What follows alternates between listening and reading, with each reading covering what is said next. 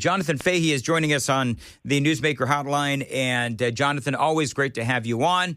So let's talk about Antifa and whether or not the president should designate them as a terrorist organization. Now, just so we're clear, and I've been talking about all this, I think that this is a great idea, but is this actually something that will have any impact? So first of all, let's talk about Antifa itself, why President Trump would want to designate them as a terrorist organization, a domestic terrorist organization. As I've been talking about, they have attacked a journalist like Andy Ngo. They have seized federal buildings. They've shot at ICE agents and federal authorities as well. And they've inspired riots, and they've assaulted people. They've threatened people. I mean, I could go on and on. Jonathan, do you think, though, in your travels, do you think that Antifa does deserve the moniker of domestic terrorist organization? I think it's a good question, but I think it is interesting when you listed all of the things that they've been involved with. It certainly seems to fit because, when you look back at 2020 and earlier than that, there were so many of these incidents, and some of them that you mentioned I didn't even recall. But yeah, just basically attacking federal buildings, attacking federal agents. It certainly seems to fit, and it certainly seems to fit an organization that should be investigated by the federal government to see what's going on here, what their intentions are, where they're getting funding from, who's supporting them, things of that nature. So I guess then the question is, and a lot of this, they did take over a police station. I think it was in Portland, and they've done a lot. And, of course, now we have the story of the killer of Charlie Kirk. And there's a lot of folks that are saying, and including, I believe, of course, President Trump is saying that Antifa was part of his radicalization. So the president has now said that he wants to designate them as a domestic terrorist organization. He wants to utilize RICO charges. Now, listen, clearly I'm not an attorney. Don't even play one on the radio. You are an actual attorney, and you do play one on the radio. So would RICO charges be appropriate in utilizing that kind of an offense to designate them as a terrorist organization? I think those would be the types of things you would pursue. And RICO basically it's an enterprise that sort of comes together for a common goal, and they commit acts of racketeering, which acts of racketeering are things like it could be assault, could be a murder, could be extortion, things of that nature. So certainly you have those things that have occurred that seem to be linked to Antifa. So it certainly seems to be the right statute to be investigating to see, okay, is this an enterprise under the statute, which I think that would probably be pretty easy to prove. And then, okay, you have to prove that there's an effect on interstate commerce, which really is a negligible element. And then, okay, are they committing things like extortion? Are they committing violent crimes? I think there's evidence of that. And you think a lot of like this, that, when you look at like sort of the BLM riots and some of that stuff, you think a lot of what they were doing was in effect extortion when they were basically extorting money from businesses to basically leave them alone. You basically, everyone had to pay the BLM tribute. I know I'm getting off topic, but it's sort of the same type of thing is like you need to acquiesce to their political demands or they'll harm you, harm your business, harm your government. And who do they come after? Conservatives. So they have a particular goal. And if you don't, succumb to what they want, they will seek to harm you and possibly kill you. So that would be the type of thing that you'd want to investigate. What I'm most interested in is, when you look back at, some of these riots from, the past 5-10 years, remember all of like the pallets of bricks and things like that were being left out. They seem very coordinated. You see things like when they have the common outfits, there does seem to be a lot of commonality there, but I'd be very interested in where they're getting their funding, if there is sort of a leadership aspect to this, or if it's just sort of a bunch of ad hoc mini groups and, things like that, because, my guess is they probably do get some funding, and the purpose of their funding is to influence politics through things like violence and intimidation. So the president has also, you're talking about funding. So I've got a couple of questions. Number one, don't let me end this conversation without talking about George Soros. But when you talk about Antifa, one of the problems And the reason why I'm sort of probing this part of the question is because there isn't an actual designated leader of Antifa. They're, loosely based, if you will. So if the president was able to designate that as a terrorist organization, okay, well, then what does that mean? Does that mean that federal funds and federal resources can go towards fighting Antifa? What exactly will happen to Antifa when that happens? I think the greatest sort of benefit for those types of things when you declare something a terrorist organization, a lot of it deals with finances, people that are doing business, people that are doing banking with them.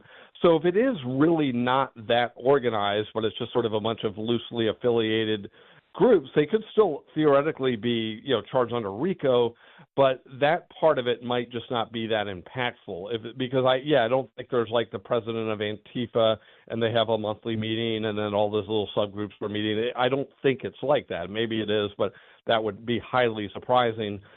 But again, a lot of these groups that are charged with under RICO, these gang like MS-13, they have some structure, but it's not the most sophisticated thing in the world. And, you could charge just a little subgroup as a RICO. But I think the main thing for the foreign terrorist organization or a terrorist organization is getting that funding, getting that money, getting that people are giving them money and doing things to sanction them.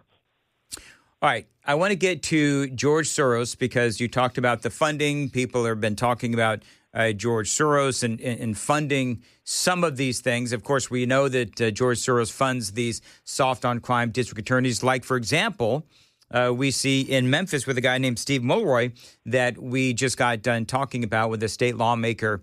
You mentioned the funding of, the brick throwers and the folks that pay for the hiring of all of these protesters. We know that many of these, maybe all of these protests that we've seen across the country, you got paid protesters out there. Yeah, there is some sort of, grassroots protesters out there. But the reality is that there's a lot of money being paid to fund these protesters, to hire these protesters. And so if President Trump is able to somehow prove that George Soros is the one that is funding these protests across the country, not to mention, of course, funding these soft on crime district attorneys.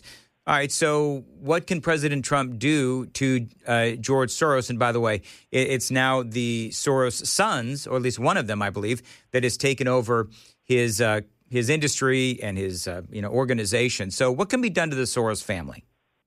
Well, it would seem to me a lot of what you would want to go after is the money, right? If they're funding these groups and they know these groups are, committing violence, acts of intimidation, you could possibly seize the money and things of that nature. And you do look at like these, these prosecutors that are funded, and he also funds these open borders organizations. It really does seem like he funds things with the whole purpose of disrupting our democratic system, because there's never been any good explanation for these soft on crime prosecutors. They make everywhere worse and less safe, and yet they put all this money into it. So it's like, what is the goal here? Is to make people worse off, to make people suffer.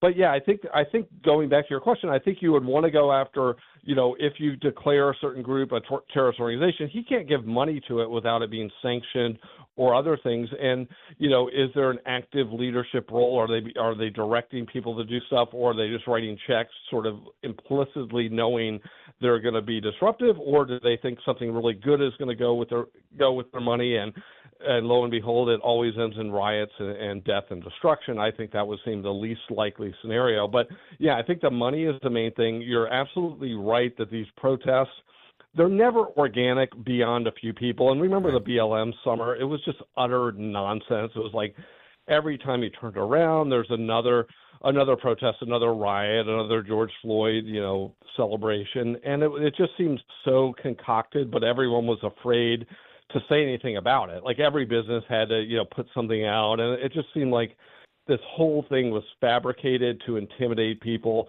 into going along with not just the George Floyd thing, but then go along with the follow-up of all of these leftist policies, because we basically turned over policing in part of this country, a lot of these left-wing cities, to BLM, and it didn't work out particularly well for the citizens.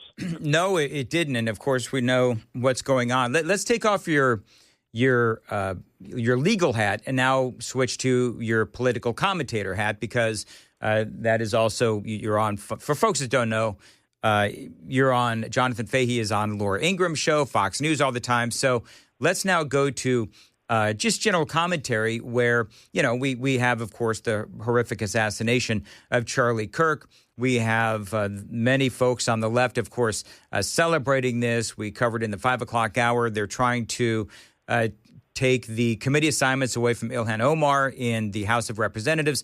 There's a lot going on. Teachers are losing their jobs. I mean, all of these things, professors as well. And so you've got thousands of people now that are getting fired because of what they're posting on social media, which I believe that, personally, I believe that they should. But from a political standpoint, where do you see this whole thing going? I mean, the left looks terrible here because they are justifying and some are celebrating the assassination of Charlie Kirk. Yeah, they look terrible, and it's also interesting the positions that people hold it, because obviously anything bad that happens, there's some nuts online that support it, and that's the way life is. But these people, a lot of them are college professors and teachers and people in the healthcare industry, people in positions of trust. So, like, you have professors, I believe it was at Clemson, that are basically celebrating his death. So they're basically saying, okay, if your son or daughter has those same beliefs that I'm teaching, I wish them, death too, presumably. So it's really appalling how bad it is. And it's also really bad that it's like, we are only, 3 or 4 days ago that this happened. There usually should be a little bit of a grace period where people could just tone it down, and they've ratcheted it up. And then they play this both sides game, which we all know is not true, right. Or it's proportionally not true. That's for sure. And they play that game like, oh, both sides do it, but they always neglect all of the things they do. And we'll point out one thing from a conservative group, but it's so common on college campuses, and Charlie dealt with this all the time. It's not, in addition to, obviously getting shot is obviously the worst, but conservatives are treated abusively on college campuses every single day. I have a friend of mine, I won't say the university, but he went to speak and was banned from speaking within the last couple of weeks because, wow. People were complaining, people were protesting, and we do not do that. You can have the most liberal, political figure. If they were to go to, say, Liberty University, a conservative university in Virginia, they would be treated with respect. No one would tear down their, they put up signs or flyers. Nobody would tear them down. People would let them speak. And everyone knows that's true. And that you could put even a mild conservative at a university, they don't get to speak. And these, they never have a, God forbid, a conservative commencement speaker, but they won't even let conservatives go for just, little events for, a conservative group on the campus.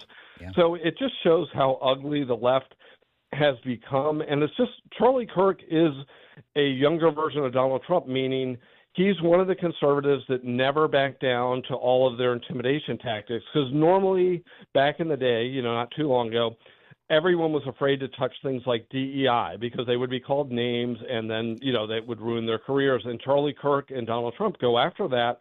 So it really is a threat to all of the power they have, by being able to call everyone that disagrees with them a racist, homophobe, transphobe, phobe, all of the normal garbage they play. And Charlie Kirk and Donald Trump never play that game, and that's why they're both so frustrated to the left. All right, 721 Nashville's Morning News. Jonathan, how can people follow you on X? John for Fairfax. Do not want to keep Bill O'Reilly holding any longer. And Bill, how are you? Always great to have you on in Nashville on Super Talk 99.7. Thanks for having me back, Dan. How have you been? I've been great. Of course, I read, this was, I subscribed to your column, and I read with great interest your column from September 15th, where you got the phone call from the White House and you sat, is it next to Donald Trump at Yankee Stadium on the anniversary of 9/11? Yes, it was crazy. I got a call. What? He's gone. No, not already. What did I say? I was very complimentary. You know what it is, Joan? You were too complimentary. He heard me say Franklin Road during the Brentwood Jewelry commercial. I know that you and Sam were laughing about me.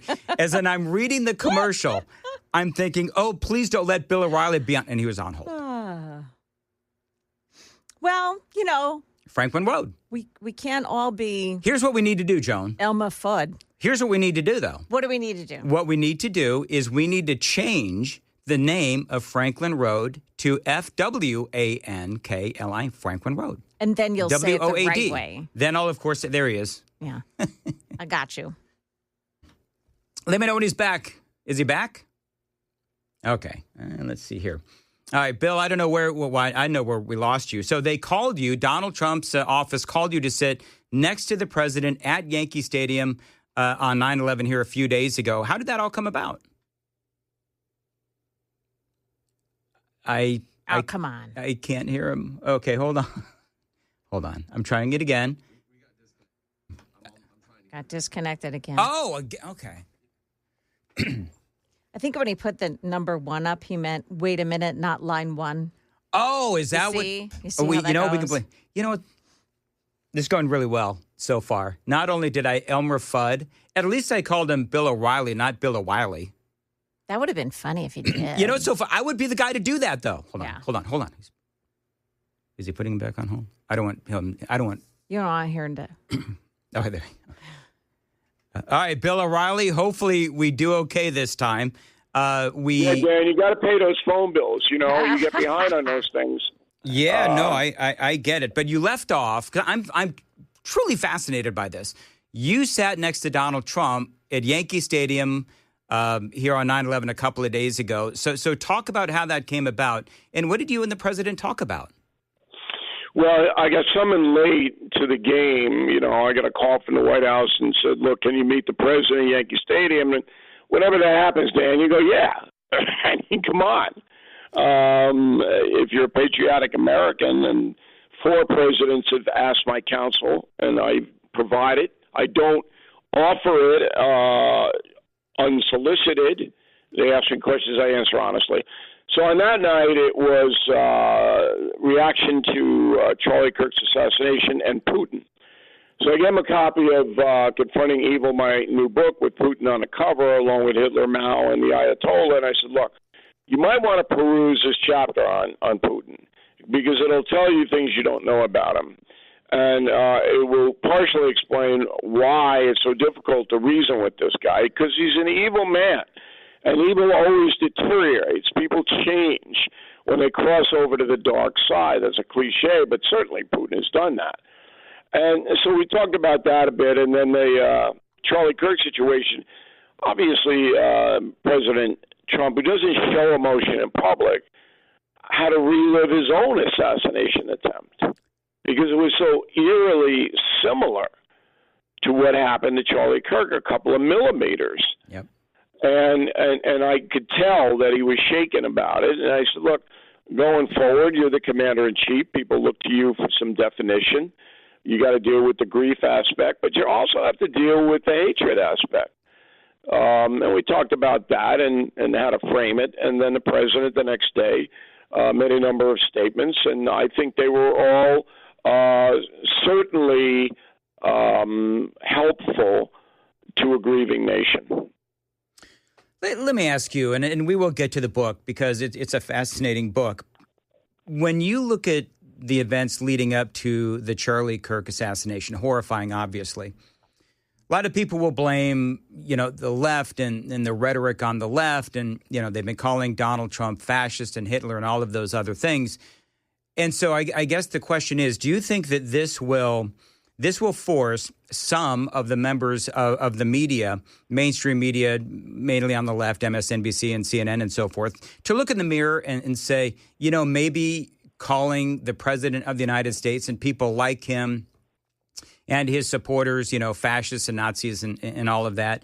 Do you think this will be a moment of self-reflection for those folks? They don't have that capacity to self-reflect. They're in business to make money. It's all money-centered. And they hire people, the network news does, that are going to do what they are told to do. But then long gone are the days where there's independent analysis on television news. That doesn't happen. There is a culture. And I obviously, I'm not going to say I'm the architect of cable TV news, but certainly I drove it for more than 20 years. That wasn't the case when I was at Fox. Now it is. It's at Fox and every other network. You are told what to say. So there's no self-reflection. It's either you do it or you don't work for us. And the 5 networks, CNN, MS, and the 3, ABC, NBC, and CBS, are very anti-Trump and have been ever since he stepped into the political arena. And they still are. They're not going to change.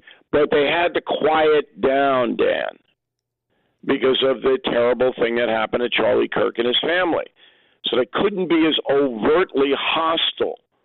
But they'll snap back. You wait and see.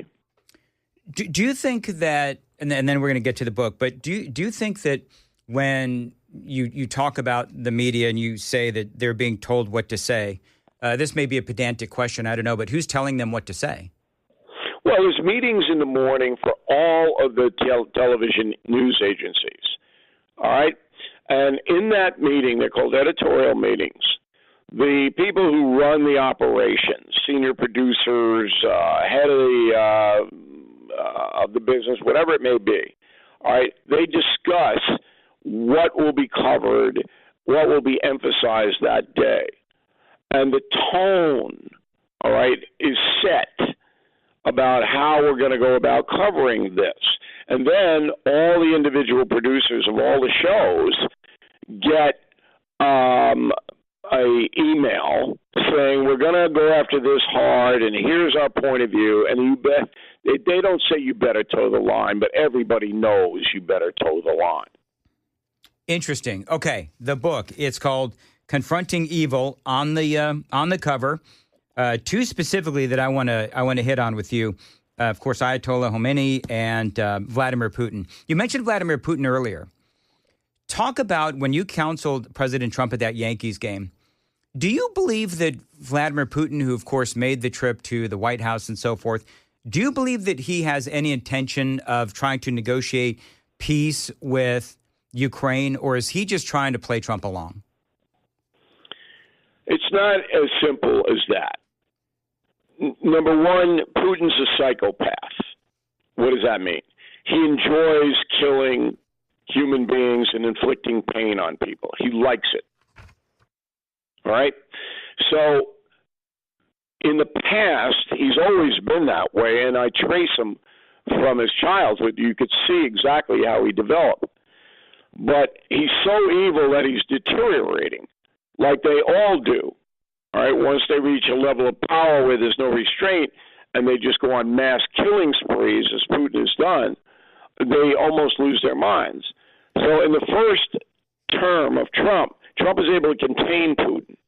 They're actually able to have rational conversations. And Putin, he misbehaved, but not nearly on this level. Now Putin is out of control in the sense that he has no desire to stop killing people because he likes it.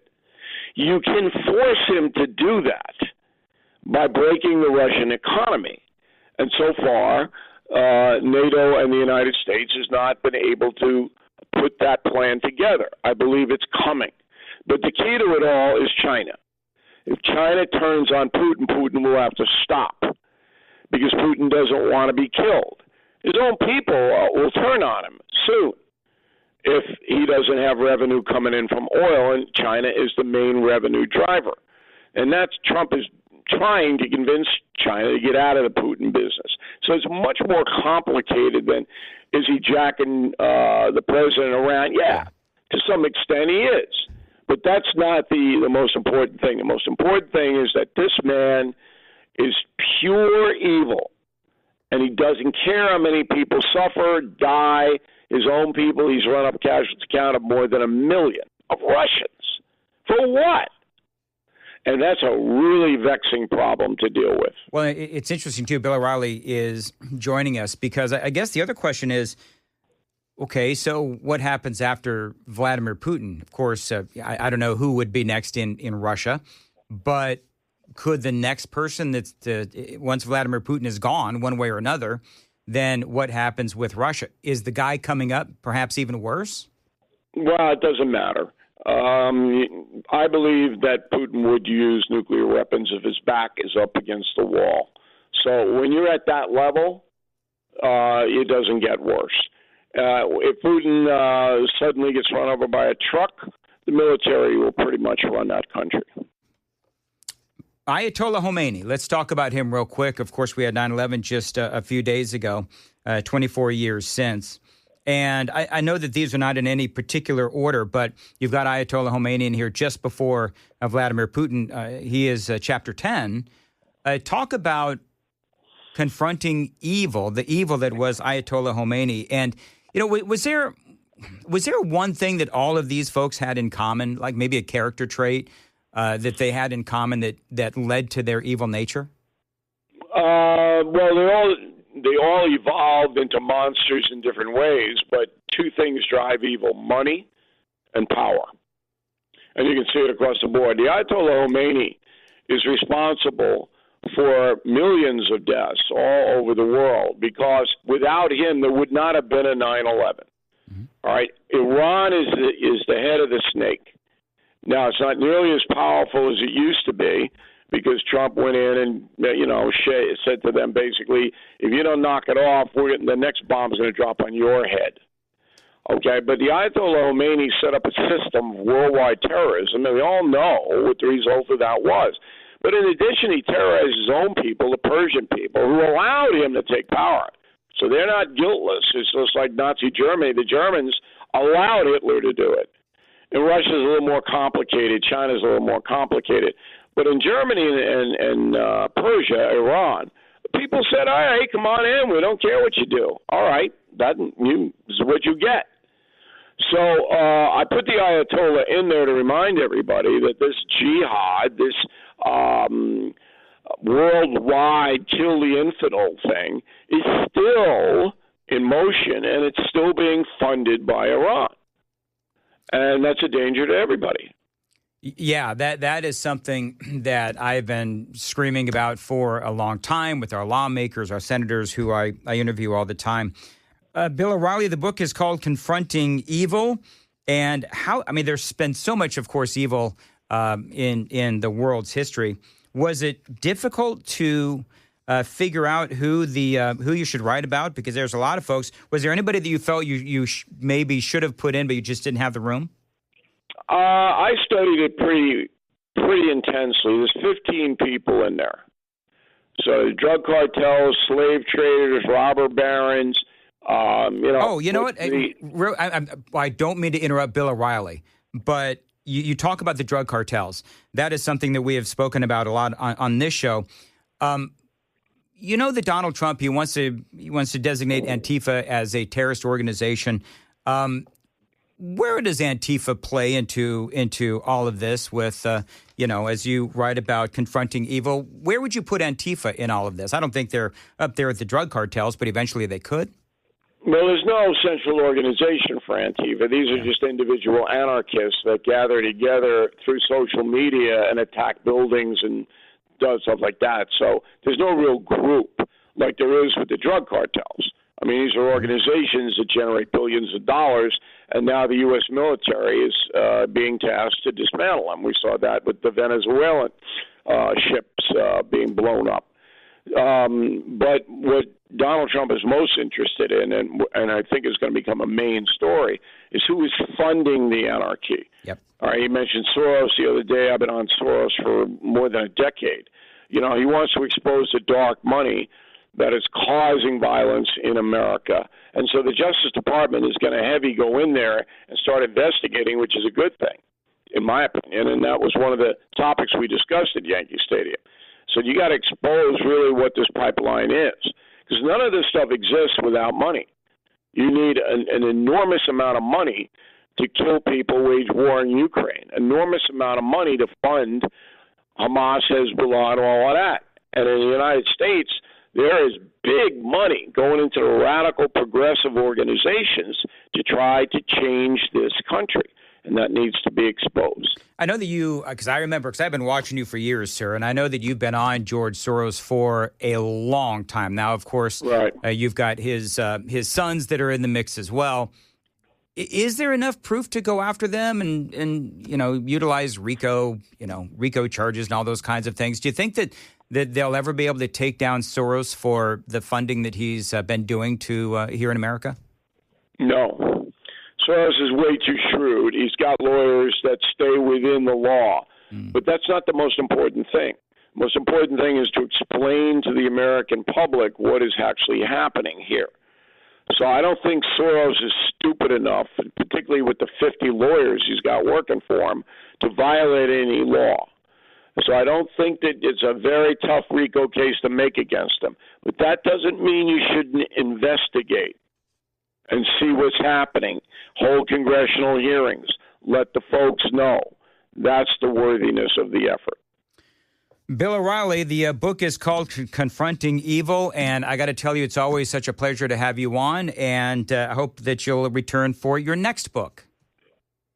I hope to be for that, Dan. Thank you for having me back, and hello to everybody in Tennessee. All right, very good. Bill O'Reilly on Super Talk, 89.7 WTN. I'm glad he didn't call me out for, saying Franklin Road.